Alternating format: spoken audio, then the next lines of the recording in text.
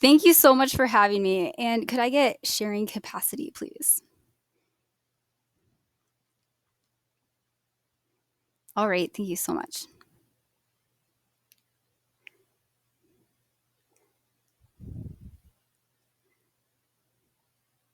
Great. All right. I hope to share these slides with you today. Thank you so much for being here. And at my best, I hope that you learn something that you can take away and immediately implement in your class or take away an aspirational piece, hopefully. So, Casey, thank you so much for doing a great job introducing me. Yep, my name is Melissa Hughes, and I am a proud member to be a totem at Nisqually Middle School. I teach sixth grade ELA and eighth grade AVID, and I've been a proud member of this district since 2010. And I'm so thrilled and truly proud and privileged to be speaking to so many of you who I've worked with in your buildings. I've mentored or menteed under you, and some of you I've gone to high school with. So I really feel like I've been an entrepreneur of all of your teaching styles, your strategies, and as a sub, daily and long term, I am a product of this district, and the product is having learned from all of you, truly. So thank you so much for having me again. All right. So here is my presentation, and I will also share it in the link with you as well.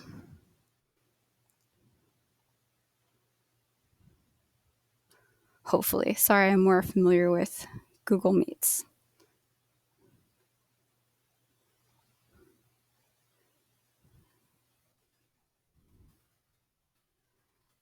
Right. Well, let's see. Oh, here is the chat. I'm going to pop it right here. Thank you so much for your patience. Great. Hopefully that opens for you. All right. So here's my presentation. I hope it's sharing correctly. Insights for me, a sixth grade teacher. So as Casey was mentioning, I've done this marginally longer than you, but by just a hair. I started in March 15th. And from the teacher side, here's what has worked. First, simplicity, keeping the essentials, and being super adaptive to whatever comes our way. And of course, collaboration, we're stronger in numbers. So, I would like to first explain my journey to essentialism. I first realized that essentialism is so connected to teaching practices when I went headfirst into backpacking and really devoted myself to understanding this. So, this is my very first try at backpacking. I have too much weight, I have a taser, I have a toiletry bag, as if I'm going on a 3-month vacation. And all of those were learning opportunities. I carried too much weight with me. Next up, a year later, on the summit of Mount Adams, I carried less weight. You can see that I only have a fanny pack here with me. However, I buried my full weight down below, which is kind of cheating. So, again, a learning opportunity where though I had less weight, I wasn't doing it justice and I wasn't doing my best. So, my last attempt, this was climbing Mount St. Helens to the summit, and I carried my gear this time. Huge improvement for me. And I took only what was necessary. I realized that more was less, and that I realized also I'm still learning and that I'm never stopping my adaptation to the elements. And just like a teacher, I'm always in that reflective practice. So here is an example of how that correlates to teaching. On the left here, you will see that this is an example of my Canvas modules from week 8. They're quite extensive. It was confusing for students. It includes all the bells, all the whistles. And throughout our teaching, and my PLC has been really formative in this, we cut the weight, we cut the taser, we cut the toiletry bag. We have been focusing on the essentials that will best benefit our students. So now you see on week 28, we have just the lesson, just the skills, and it's only 3 condensed modules. So how have I come to maximize, or hopefully try to maximize, my tech tools?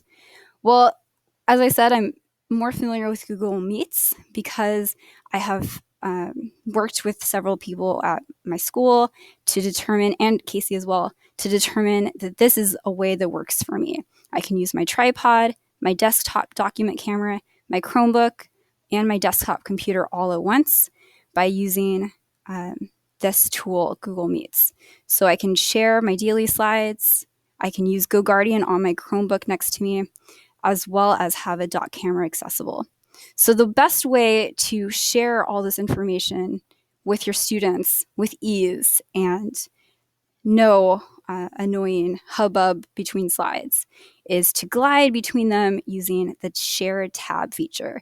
This is one of the best pieces of adaptation that we discovered this year.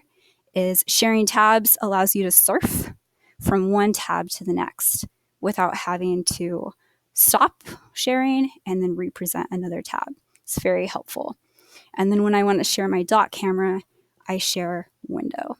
So I know that was new learning for me, but many of you may have already known that. Next up is what's worked with instruction for students. So with students, it's so important to develop a sense of community, which is teacher driven. I am responsible for my sense of community by overly complimenting, giving happiness and praise to students at a 5-to-1 redirection ratio. So it's for every one redirect or one direction, I like to pile on over compliments and use verbiage that really unites us all. Like, we do this so well together, and I really like it when we all do this. And that language drives and builds a sense of community. Community building is also classroom driven, and we use weekend updates and waterfall chats to be really understanding each other and our own experiences. Also, really central to students' success has been repetition, repeating, gamifying instruction, making it seem fun or more conducive like a video game. Options, giving students choice and autonomy. Planner practice. I say planner practice because it's not just a planner on your desk, it's the central practice that continually actually helps the students. And they gain competency and confidence in using their organizational tools, such as the planner. So here are some examples of how I like to build community. I always have my dog foremost. She was a huge deal in remote learning, and I have 6th graders, so she was a very large hit for that demographic, and tried to get a lot of students to come to office hours as well. So she did a great job, surged in my office hours probably. And we also conduct weekend updates every Monday and Tuesday back. And I like to highlight a local park, something that students can access if they live nearby. And it also highlights something from my life that makes it more of community. People feel more comfortable sharing once I have shared myself. Next up, here's an example of a waterfall chat. We have 3 options. Rainbow temperature check is an adjective and a color. Students really like that. They come in and say, I'm feeling minty fresh, ready to start the lesson. Or happy little thought or student choice. And I let students vote on these to determine which one they will spend most time on for our do now. Most times they pick number 1, but happy little thought is where we type in a waterfall chat. Everyone types it in. I'm sure you're familiar with this. And then at the same time, we hit enter to all see our connections.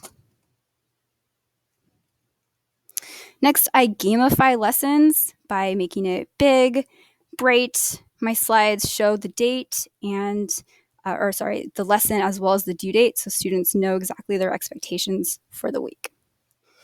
Also, my Canvas also shows this simple quality, not a lot of excess, except I do have a link directly to our Timberland Regional Library here and office hours as well on my front page.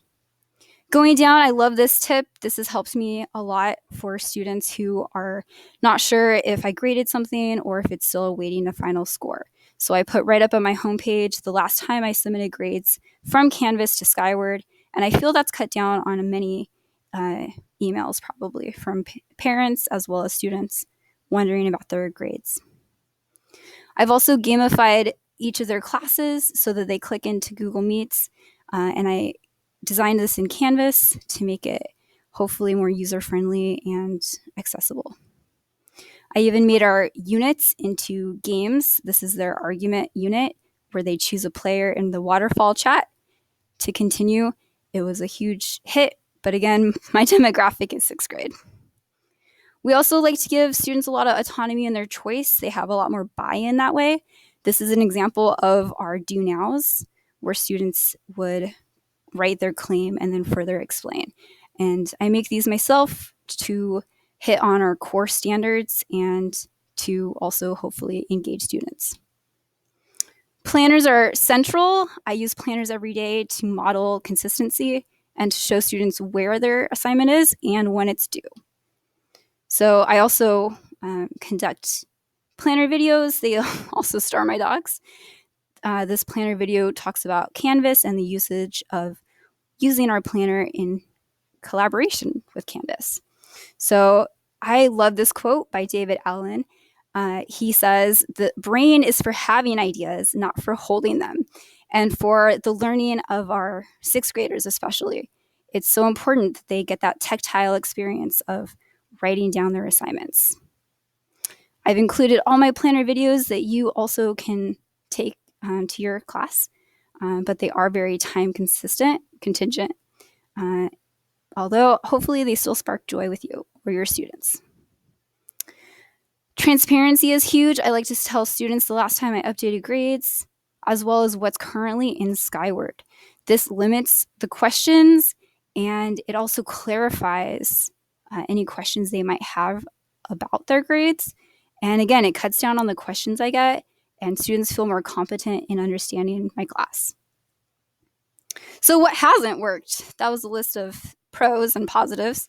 But what hasn't worked is assuming that Group B understands and is ready to move on from A day. So we had been moving forward with the lesson, and now we realize that, especially for 6th grade, that B group often needs the same lesson repeated the next day in order to capitalize on their learning. All right, transition. How have I personally dealt with this? Every day feels like a new day, a new bit of learning entirely. And I think the best way I have personally been able to handle it is realizing that I am my only asset. And in order to help students, in order to engage and build a bridge with every individual student every day, I have to be the asset. And that means I have to be rested. And this is something that is for my own learning, so I hope it benefits you as well. That don't confuse motion with progress. I'm a busy bee, and I realized my Canvas time was competing with my sleep time, and I was doing too many busy bee assignments in Canvas rather than focusing on me, the asset. So please also protect yourself and realize that we have so many things that our energy can be wasted on that we should really be focusing on putting our oxygen masks on first before helping others. In fact, I love this quote by Greg McGowan. He says, "Top performers sleep 8.4 hours in every 24-hour period." So it goes against our thought that being busy equals productivity. On the student side, I've tried to help them with the concurrent shift by practicing relaxation strategies, working on that core community building, and of course, as far as ELA is concerned, working with Reader's Apprenticeship, waterfall chats help us connect with the text, but also each other. It sparks community connections, and they're so fun. This also is fun in regards to like quick brain trivia games that I have as well. So connecting to our thoughts. This is a great way of Reader's Apprenticeship working through ELA, but also enhancing our community. I'll ask a student or I'll ask the whole class a question regarding a text we read, and the amount of self and text to world connections that we get back always build our community and make it stronger. We start developing inside jokes even. So to summarize, what I'm looking forward to for Q4 is further simplification of instruction, taking away even more bells and whistles, streamlining the instruction to make it so user-friendly, adding to the accessibility. My core belief this year has been technology should not detract from the learning. It should only enhance the learning. So if ever I feel like the technology is taking away from the central or standard skill, I hold back the technology and work on the skill.